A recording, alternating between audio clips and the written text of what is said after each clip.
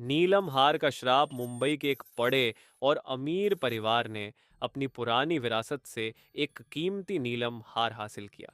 यह हार कई पीढ़ियों से उनके पास था, लेकिन हर कोई इससे दूर रहने में ही भलाई समझता था। परिवार की दादी, जो अब चल बसी थीं, हमेशा कहा करती थीं, "यह हार श्रापित है, इसे पहनने वाला कभी चैन से नहीं जी सकता।"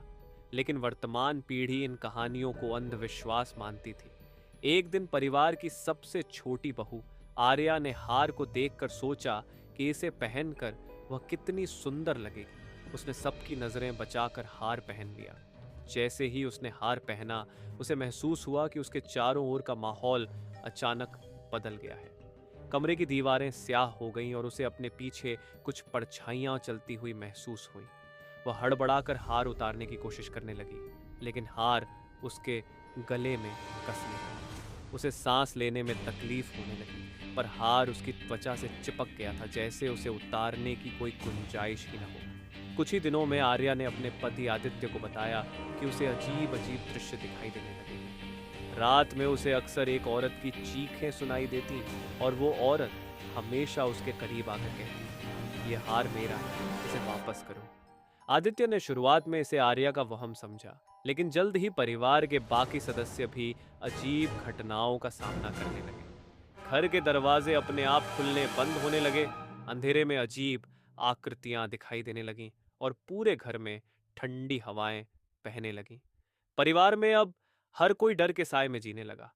आर्या की मानसिक स्थिति दिन ब दिन बिगड़ती जा रही थी। उसे लगने लगा कि वह पूरी तरह पागल हो जाएगी। आदित्य और उसके परिवार ने कई तांत्रिकों और पुजारियों से सलाह ली, लेकिन कोई भी इस श्राप से उन्हें नहीं बचा सका। आखिरकार परिवार की एक बुजुर्ग महिला ने बताया कि यह नीलम हार दरअसल एक राजा की रानी का था, जिसे विश्वासघात से मार डाला गया था।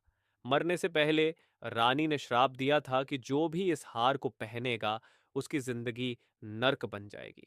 इसे सुनते ही आदित्य ने तय किया कि वह इस हार को किसी भी तरह से नष्ट करेगा। वह हार को एक प्राचीन मंदिर की पवित्र अग्नि में डालने ले गया, लेकिन जैसे ही उसने हार को जलाने की कोशिश की, आग खुद ही बुझ गई।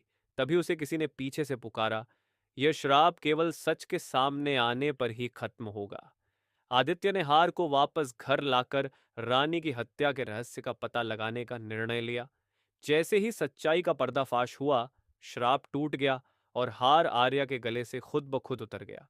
परिवार ने हमेशा के लिए वह नीलम हार गंगा में प्रवाहित कर दिया, ताकि उसकी बुरी शक्ति फिर कभी किसी को नुकसान न पहुंचा सके।